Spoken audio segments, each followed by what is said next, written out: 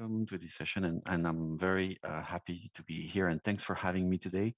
My name is Arnaud. I'm an Azure architect at Microsoft, working on cloud adoption framework for Azure for a couple of years now, and especially working on the cloud adoption framework for Azure version of Terraform. So if you guys were in last year's edition, we were talking a little bit around cloud adoption framework, some of the components, how we put things together. So today I put a little bit of an update on based on what we have done and see a little bit how has thing evolved over time. So I think for all of you in this audience, the concept of landing zone is quite familiar, is basically helping you deploy workloads and deploy all the requirements for the workload. At the meantime, making sure that you have all the guardrails component, but also making sure that you're able to go fast and deploy things in a compliant way on Azure. So we have come up with a set of recommendations on different design area, of course. And it came with recommendation and guidance. But of course, what we've seen as well and what we have here from our customer is the need for more guidance and more, let's say, artifacts that can be directly reused. So out of those design area, like the Azure billing and Active Directory tenant, thinking about my corporate identity is in synchronized with Office 365 with my on-prem identity. All those elements, the resource organization, the network topology, we're using virtual WAN or we're using traditional hub and spoke environment. And considering compliance, all requirements that all organizations have in terms of security, and it includes all dimensions of security, network, data, etc. And also the governance, which we observe was taking a lot of time for our customer sometimes. So things like assigning the right tags to the resources were quite challenging sometimes. Things like naming convention, it might seem obvious, but sometimes rather than recommendation, directly reusable artifacts could be useful as well. And so on with the different area like platform automation and DevOps. How do we have directly actionable, let's say, elements and things that we can take off the shelf and reuse instead of reinventing the wheel all the time? So we came up with this conceptual architecture, and we're going to go into a little bit more detail after that. But basically, the idea is that we're mapping out here all the design concept that you must have in mind when you are doing an Azure landing zone deployment and topology. And it starts here with the enterprise enrollment. As we mentioned before, how do you create the different subscription based on the hierarchy in the enterprise? Because you might have a central cloud team with access to the enterprise agreement, but then the delegation of creation of subscription to different departments would be done. So assigning those different subscription and automating even the subscription creation with the subscription vending machine, as we call it, and that those elements that we want to consider. Then there's everything around the identity and access management. Some of them will highly depend, of course, on the DevOps mechanisms that you will have in place. And then there's a whole core of, let's say, the governance that we recommend. And here, this is really to be more, again, prescriptive on what we've seen working and what we recommend doing. So for instance, here, having a tenant root group in the management group, and here having the root of the organization and putting different type of management group. So if you're not familiar with Azure, management group is kind of a container, an empty shell on which you will be able to assign subscription, and on which subscription you will be able to assign policies. So it's like group policies that you could apply on your OU if you think about the Active Directory world. But really the idea is that you have your core platform components. So what we recommend as the core running of the platform, like the core network, the management mechanisms, the identity, the connectivity, and then the application landing zone, with some of them being under, let's say, some specific management group. Like here, for instance, Corp would be to store the subscription where I don't want my subscription to have an access to an internet. So for instance, here we will forbid the creation of a public IP into subscriptions that are under this management group. And then you have another management group here where you would put subscription on which you would require a public IP, an edge connection. Let's say, for instance, you want to put your Kubernetes services and you want to have your public IP with your ingress management, then it will live into this management group. So that's really this model of subscription, and of course, every organization can have some slight, some sort of derivation out of that, but that's the core design principles that we are recommending. And then you have the workload deployment. So here, if we talk about that, we talk about the identity subscription. So it's about creating my resource group with my domain controllers, my key vault, my site recovery to restore the machine, plus my command management components like monitor, cost management, and the policy assignment, security center, and let's say non-negotiable stuff that would come with policies. And here continues the same idea with management subscription, with connectivity subscription, and landing zone subscription, where really here you see the application will land, and the application would be an autonomous subscription, or might be a group of application that would be peer here to the connectivity environment, to the connectivity subscription. So as you see, if you're familiar with Azure, it's really a democratization of subscription. So subscription creation is easy and is automated with Terraform, and you can create that. So that's really this idea of democratization of subscription and automation of everything. So when we talk about actually automation of everything, this is really one thing we done a lot of work, and we worked with a lot of customer, and we wanted to have this possibility to do everything as code, not only infra, but really, as we see, the whole environment.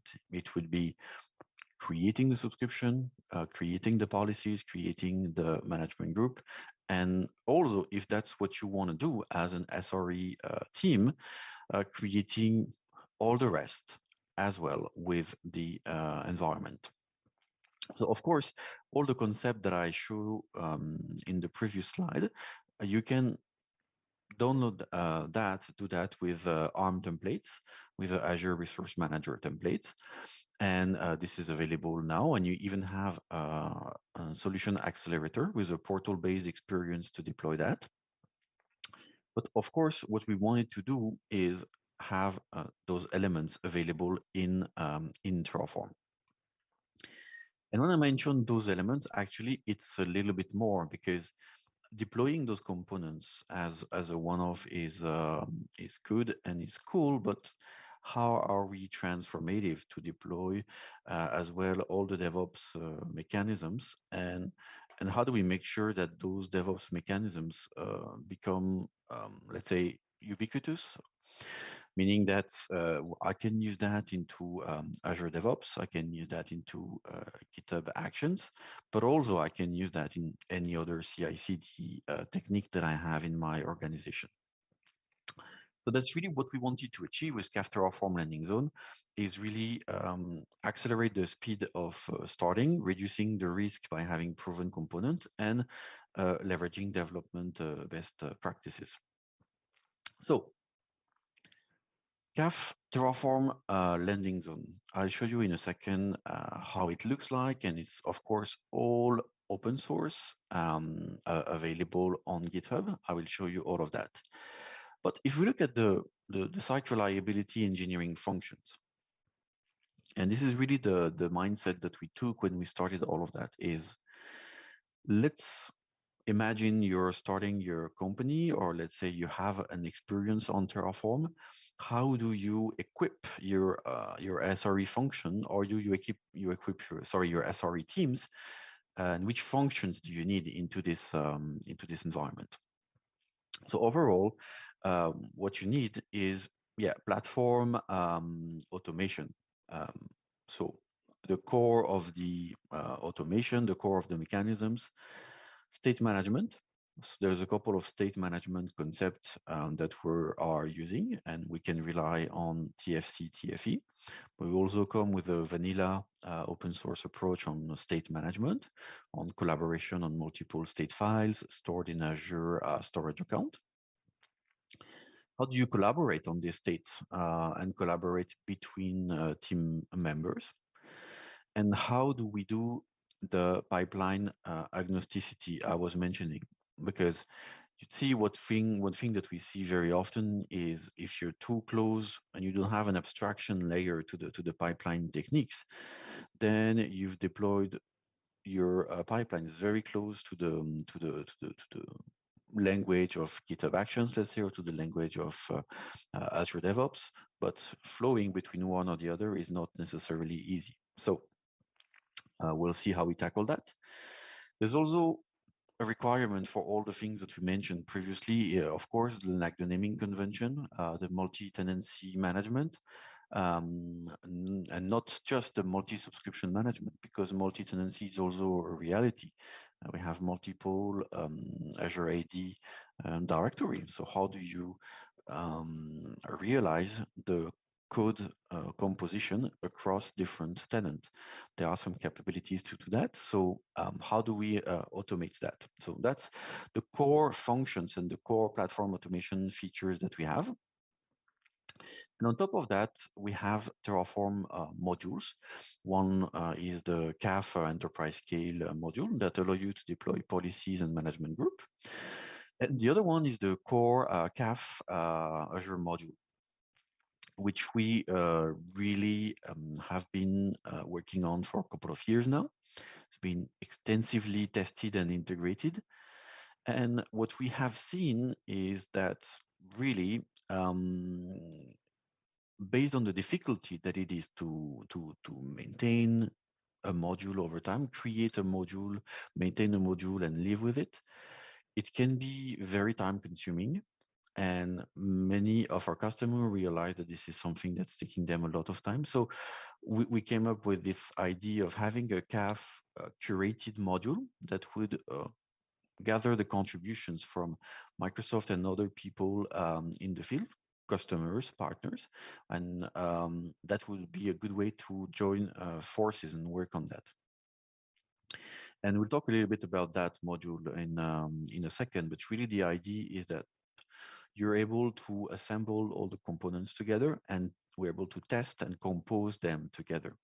Because there's always this discussion around what is the good size for a module, and what if I have, as we often see, a module sprawl, like a very specific module for key vault, a very specific module for a virtual machine.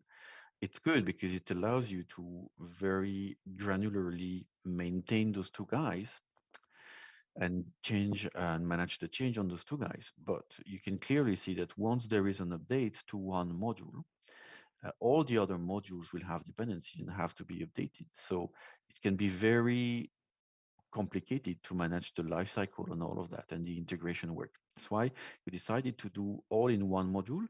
And as soon as you're doing one module, you start to have some kind of, let's say, requirement for composition. And we're going to see about that later. But that's really the way to write a configuration very easily. So once you have those components, at the top, you see those two modules that allow you really to do the technical module deployment. Then there is basically the core SRE function, so what we call the core platform. So deploying what we've seen before, like the management subscription, the connectivity subscription, and all of that. And then there's also, we believe, the need to empower the application teams. So if you're having advanced Terraform practice in your organization, probably you want to do automation from the core environment, as we discussed it, and then extend it and have a continuity, having a continuum to the application layers. So this is what we've done. You have the possibility to deploy just the core of the platform with Terraform, or you can extend to also the application. And also you can mix and match at every possible level. If you want to do the core automation with, let's say, ARM templates, because that's what your core teams are capable of, you can use the ARM template edition of the management group, etc., etc. And then you can come up and use Terraform with the CAF for the application layers and the application platform layer. So if we look at what it means in terms of component, it's actually all of those components that you have available. And I know it might be confusing, it might be a lot of repositories, but this is the right level of decomposition that we found. And as I mentioned, all of those components can be leveraged autonomously or all together, because all of that are open source different projects. So if we look at the CAF module, for instance, on which we're going to have a look in a minute, it's really this this thing that you have available off the registry, and you can leverage as a standalone with TFC or with even local experience, whichever way you want, or you can leverage it from the landing zone, from the automation. You have the CAF Terraform provider, and this one is just, let's say, a fake provider. Fake, not in the sense that it doesn't do anything. It does a lot of things, but in a sense, it doesn't really deploy things on Azure, because we have, of course, the Azure RM provider for that. But the CAF provider just does one important thing, is the naming convention. So before you're going to deploy something on Azure, the CAF module will call the CAF Terraform provider to verify that the name either match the naming convention pattern that CAF recommends, or match your naming convention, but does the filtering of characters. Let's say, for instance, you're creating a storage account, it must meet some criteria, a key vault, it must meet some criteria. And if your name doesn't meet it, basically the provider will just clean it out for you. So removing the forbidden characters, for instance, in key vault names. So all of this can be leveraged as a standalone, as I mentioned. And I put the slide into the forum already, so you should be able to go there and click on the different link in the different parts. But ultimately, on the platform automation as well, there's a lot of things that we wanted to do. And I think importantly, there's one called the starter kit. And the starter kit is really, as the name mentioned, where you should start and where it contains a sample repository of a configuration environment. Because what we see is in our approach, we're having the TF-vars into one Git repo, the logic into another Git repo. And this is the pipeline that does the assembly of the config, the logic, putting them together and applying that inside the environment. So just want to show you very quickly one of those guys here. If you look at the starter repo, it's under Azure here, and you can see that this is how we compose our environment. So you can say use this template, and then it will lead you to create into the organization you want, into your repository name here, test IAC, and likely you're going to make it private, and then it will create that into my own Git. And if you look at it, it's really, as we mentioned, an example, sample of configuration. So for demo, the different part of the environment as we are going to see it. First, Let's spend a little bit of time on the CAF Terraform module. And as we go to Terraform, you've probably seen that in your organization. At the beginning, we're all very happy and creating our own module. And then we realize, okay, it's good, but what's the right size for a module, as I was mentioning? And quickly we realized that the difficult part is the integration work. And how do you describe that you're going to deploy a VM that is going to take a key vault, that is going to take a storage account, and put all of those things together in a released way can be extremely time consuming, because as soon as something changes in some of the components, you have to change all of them. And it can be a lot of admin work, just creating the release, just creating the different component. So we wanted to try something with that, which is having a unique module approach. This unique module approach has been all permitted by Terraform, starting Terraform 13, where we could start to do conditional submodule. Because the idea is that with this module, any resources, we are iterated over it. Now, if there's a variable instantiating the resource, we deploy the resource. If not, then we don't. So for instance, this module has capabilities to do everything on Azure, but if I populate a variable called virtual machines equal something, then it will create the virtual machine, and only that. So all of the other part of the code are actually not called. And what we found in a couple of years now of experience is that, well, it worked pretty fine, and we weren't really much stuck into a situation where we were waiting for some capability to deploy the other. So we see it working pretty fine. And importantly, having this concept of everything being into the same module allowed us to be extremely fast on deploying things on the cloud.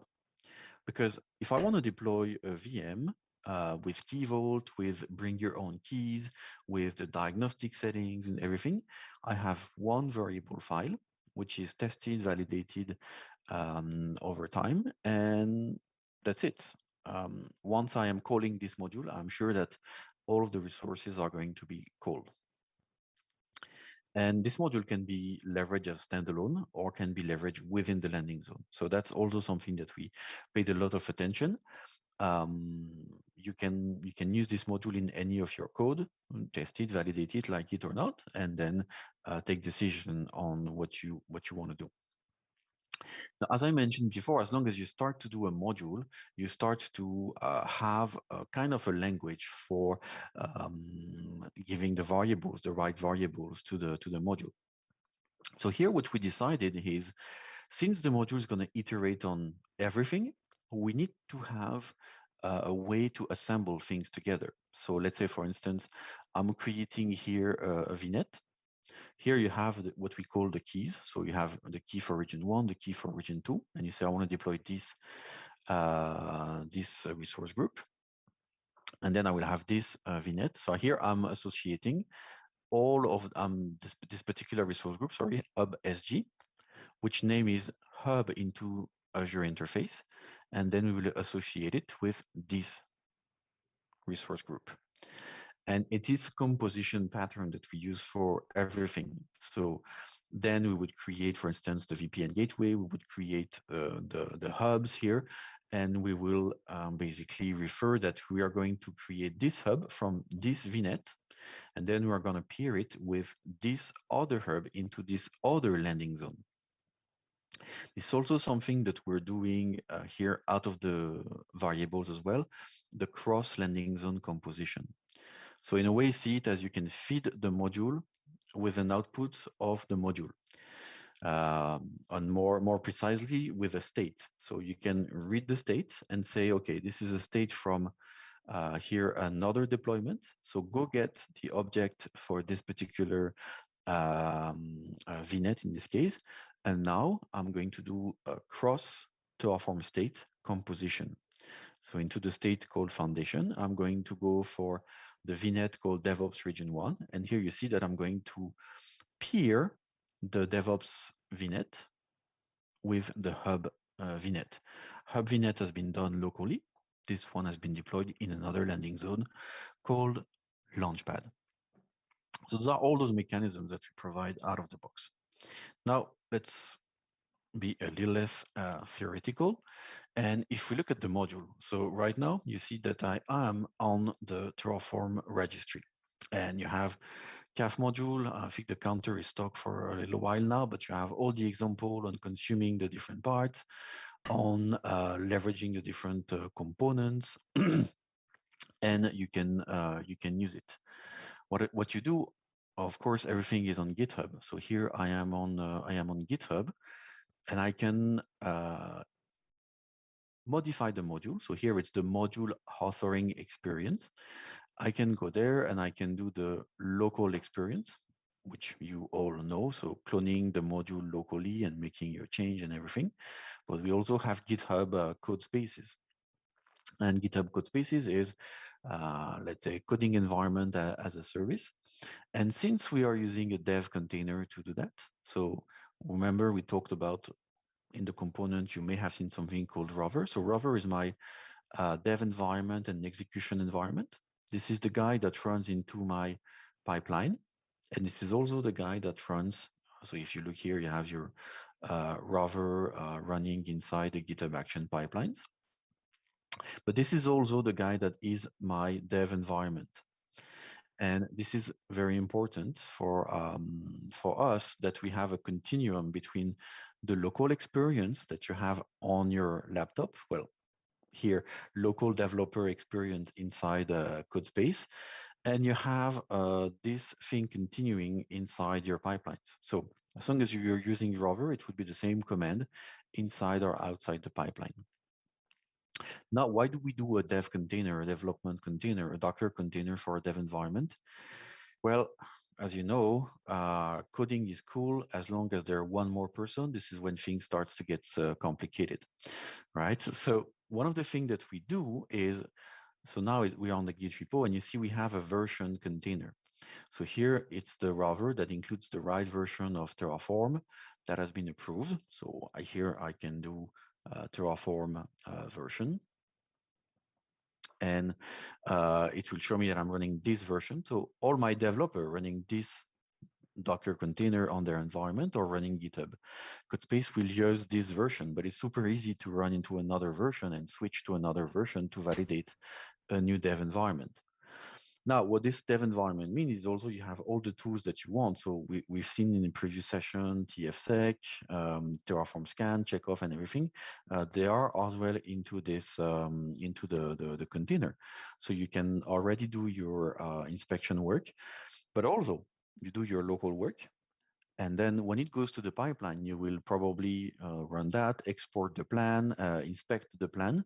So it's already available for you within the container. So it means that at a specific execution time, you're sure that all the components you need to be validated. And there's a continuum between that and the pipeline. So it's really easy to maintain the dependencies when you are doing the deployment. And also as a dev tools, there's a pre-commit hook, which is there as well. So as well, we're talking about pre-commit in the previous session. Then that's the same thing here. You see that before your commit will reach the Git repo, you have a selection of hooks that are already there. So here we do minimal, we redo the FMT, the doc, TFLint, but all of that are ready to use as well. And there's a couple more that we can use. So here, if we look at the module itself, we have a lot of example of leveraging this module language. And here, for instance, if I'm looking at this one, you can see that I'm having the resource group. I'm going to create a virtual network, which I will put in this resource group. And then I'm going to have a public IP address, which I'm going to put into this resource group, then a key vault. So here it's all iterative. So if I want to put 10 key vaults, I just have to copy paste here, I put key vault 2, rename it. And here the naming convention provider will go and process that. It will generate a name which is unique by default, which also accelerates a lot your DevOps cycle, because you probably noticed that, yeah, some names needs to be unique. So how do you go from the dev cycles to the prod cycles? Well, with the naming convention here, you just need to add naming convention path through equal uh, true, and then it will just take the name as you mentioned there. It won't add the naming convention. And this is assuming I spell pass-through correctly, which is an extremely rare situation. Um, so you see that this is a all configuration based, and I can use, of course, the command in local Terraform. As I mentioned previously, I can just go to my directory example, so tfcaf examples here, and I can do Terraform init. And then it will get that we have 276 provider for Azure. And here I will do simply a Terraform plan, and I will use a var file, and I will feed it with this variable file. And here, compute virtual machine 2, 1, and configuration.tfr. So I'm just doing a plan here locally. I'm running inside the example. And here, this is where it's probably a bit surprising, but the example is actually one logic that contains all the variables. And you see that this variable file will only do those components, will only create resource group, VNet, public IP, and VM. But let's say I'm using MySQL or everything, it would be different variables implied and different logic would be triggered, but it's the same module. But it's all based on this capability of conditional submodule, which I won't go into the whole details for today, but that's really this idea that the whole guy is used to do everything and integrate it together. So Terraform plan is taking a bit of time. That's the first way that we have to leverage it. The other way to leverage the module is from within the landing zone. And that could be held by the rover. So here you see that I'm doing the local experience when I'm doing that. So my Terraform state is just local. It's going to be stored on the machine. But if I want to use the approach that we have, you can just use the rover, which is our the other part of the environment. So the rover is a Docker container, but it's also a Terraform wrapper, which allow you to do here a couple of things. If you look at my command here, I am also specifying that I'm using CAF example with the variable folder, so this folder, and I'm deploying into this DevOps environment, or sorry, this workspace, let's say, this level of hierarchy into this Terraform state. So here we're going to get the TF state storage for that into this environment. And then we're just doing an action, which is here the plan. So here we see that I'm connecting to this subscription. We're going to do the plan for this command. And you see we're initializing the plan here into this directory. And again, it's taking a bit of time to execute the plan, but that's the compute power. So this module, we call it from the landing zone. So if you see landing zone.tf onto the Azure repo, it's all about calling this module, okay? Oops. It's all about calling this module. And here we are specifying that, okay, updates can be done this way, auto updates. Of course, into production environment, you might want to have a stricter pinning of the version, but that's it. And here you see the example where we have all the variables that we fill, same thing. We could be more restrictive, but since this landing zone is an agnostic one, you can deploy anything and everything, then no problem, we can feed everything. And this is also an integration point where we have add-ons where this CAF solution landing zone can be used to deploy Terraform cloud resources the same way. So you can deploy TFE, TFC workspaces, and you can use HashiCorp Vault to store and retrieve secrets. So you give it the access to your Vault, And all the secrets that we use into the landing zone world would be leveraged from there. Okay, so this is really the quick intro and quick components that I wanted to show you for this part. Now, if we look at the bigger picture, because of course there is the module, but module is just about deploying the things, right? So how do we map from the module, which will be used to deploy, let's say, a VM, the virtual WAN, and how do we map it to the landing zone? So the idea is that we are having a hierarchy that we propose, that we recommend, and you can derivate out of that, but that's the initial recommendation. And the idea is we have a set of levels that can compose and enrich each other. In that sense that you have Terraform state at a particular level, which would be responsible for transition to from manual to automation. So creating the subscription, creating the privilege access workstation, if applicable, the service principal or the MSI for the enterprise. And then out of that, my level 1, which will deploy my enterprise scale module, my management group, my policies as we've seen it.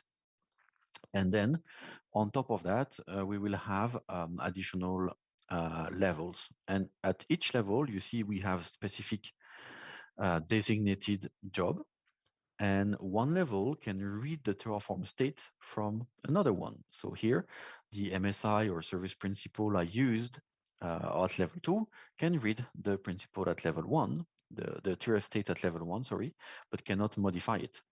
So it allows to do enterprise composition and delegation of jobs, while at the same time having autonomy for the different entities to have different access. So here, a networking team can do whatever they want into their land of authority, which is the networks and level 2.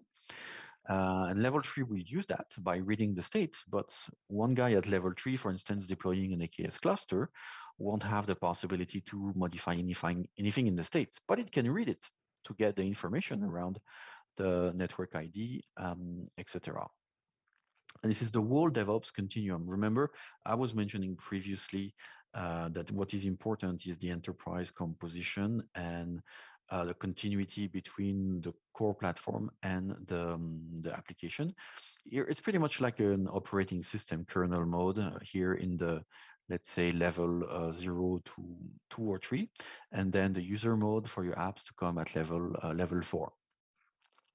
And all of that being automated by compute nodes. And here compute nodes could be basically virtual machines running the Rover, so the Docker container that I was showing before. In some of advanced customer environment, we use that with basically AKS, so an Azure Kubernetes Services cluster that will run the Rover that we've seen at different level of privileges that will impersonate with the Azure AD pod identity from AKS, different identities that would then lead to this separation of duty. And we use that even KEDA, which is Kubernetes event-driven action, to monitor the queue here in the pipeline and increase the number of workers depending on the activity and the pipelines that we have. So this is really how do we deploy that, the mechanics to deploy that. And if we go back to our previous picture, the idea is that that would be represent the level 0, and your DevOps platform teams will actually, the DevOps component will spread between level 0 and 2. Level 1 would be the management group and the policies. Level 1 and 2, you'd have a little bit of the automation account or the auditing and guardrails. Into level 2, you'd clearly have the connectivity and most likely the subscription. And in level 3 and level 4 would be likely your application subscription, where you deploy, as we mentioned, your AKS cluster, your, let's say, app service environment, all of those components. Okay. So now, what if we try to put all the bits together? So this time I will do another demo, which I will use a recorded one because it takes a little bit of time and I want to be as efficient as possible. I know it's not as good a recorded demo as a live one, but okay, just for the efficiency, let's do that. So you see that I'm here in my DevOps environment. Here I've cloned my starter repo and I have my configuration directory. So if I go into that, I have config, which is a local files, and landing zone. You see it's grayed out because it's actually a logic that I have excluded into the repo. As I don't need the logic, I just need the logic to test, but I'm not going to do any change. I'm just going to do the composition of configuration. Here you see I'm reading the module as we mentioned. I'm reading it directly off the fire hose, taking it from the DevOps environment, from the public registry. And all the variables are populated in this guy. Now, if I look at the different configuration components, you see that I have level 0, 1, 2, and 3 because I'm deploying the core platform. And you see that I have different stuff, which is the deployment of my Launchpad. And again, it's all TFVARs that we're going to feed the environment. And here we're saying this is a landing zone that is going to be stored into Azure RM backend type. This is a Launchpad. And we're having other levels that are going to be here, enterprise scale landing zone, the identity management, subscription, vending machine, as we see here, to generate automatically the subscription based on our enterprise agreement. And you see that we have the identity here. So the advantage is that then for identity, I can go further than the Azure capability. I can have an Ansible playbook because Wrapper comes with Ansible and you can do the whole configuration of your environment just the same way with the TFVARs that will feed the Ansible part of it. And now this is how I read from one level down. So you see that I am deploying the management landing zone. And here I'm asking it to read everything that has been done in the lower level to read the CAF launchpad.tf state. So here, this is how I do my cross landing zone composition. And when I'm doing the launchpad, you see here, I'm running that command.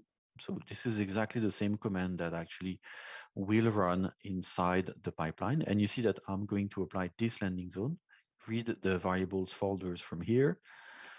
Here you see you're gonna have different subscriptions for the TF state and different subscriptions for the deployment of the resource, and you will deploy it there. And you have then all the elements available. So you want to do a plan, you want to do an apply, etc., etc. So a lot of things are happening, and while it's running that, if I go to a higher level, like level 1, for instance, here I have my what we call enterprise scale module, and I'm feeding it with the policies, the archetype, the management group structure that I want, that is slightly adapted based on the diagram that I want to match my organization. And here, management, subscription, I have my different subscription, which I want to create of this billing account and workload information. And same thing, my virtual WAN is here with the configuration of the virtual WAN. And I'm going to do the virtual hubs the same way. So I'm going to deploy a hub into different TF state because it might be different entity and different geo team. But all those guys are going to read the down level one from the hub to compose and deploy the spoke. Here are details on my route table, so I can do iterative route table as well, and all of that is validated. So here you see that I did my plan, 7 changes, 5, 6 destroy. I can study it and I can do that verification if I want.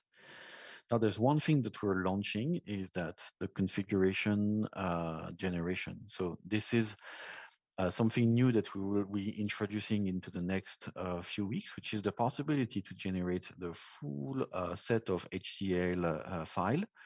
Just by answering a set of questions, we will generate the whole stack. So the level from the level 0 to the level 4. generate a consistent configuration file, because we know it's complex. When you're doing a complex enterprise environment, it's hard to know which branch to use, which subscription. And it's hard to be consistent on the location of the different components. So that's why we creating all those components files automatically. So this configuration file actually would be generated automatically. So you have a starting point, which is good, which is proven, and we know to work because it's engineered automatically out of the response you fed the YAML file with, and automatically you have a configuration error proof. And then, of course, you can derivate, you can do your very custom composition, but that's a good way to get started and make sure you don't have any mistake into that. So this is another Wrapper command, which is only here in preview version. So you can see that into the branch of the starter repo. And you can see that we are actually using here Ansible to generate the whole config stack and replace dynamically with Jinja templating the HCL. So that's how we generate super complex environment and enterprise ready environment, because after all, it's about matching those enterprises, matching the complexity of multi-geo, multi-team and multi-type of skills, creation of practices. And ultimately, this is really what we want. Equipped you with the SRE team, the site reliability engineering team, with the battlefield proven components, things that you can use, and you can reuse all of them, contribute back to the community. You can just use some of them. That's fine as well, depending on where you are on the journey, basically. If you have already all the pipelines, everything, maybe we have some customers using just the module called from TFC and TFE, and the module calling the provider, but let's say not using the pipelines and state management techniques. There's a lot of variations, and this is why we spend a lot of time on having decoupling, so that you can leverage the experience wherever you are on the journey, and depending how fast you want to be on all of those aspects. So you can start with the starter repo. You can look out in the branches if you want to see the goodies I showed in the last part of the session. Start as well with the module. And there's a great blog post from David from HashiCorp, which I put in the link from the module slide, that show you how to get started just off the TFC with the module as a standalone resource. And then it could be your way to go, or your way to go could be the landing zone, depending again where you want to go and how you want to tackle the issue. But at least that's all we have available in store. That's it for me today, and I'm available on Twitter. Don't hesitate to reach out there. This is where I put information when I'm too lazy to write a blog post, but the blog post is there. And there's one especially on how to author a module for the CAF Terraform. With that, thank you so much for your attention. I hope it was interesting. Thank you. Thank you, Arnaud. It was a really great talk. I'm pretty sure our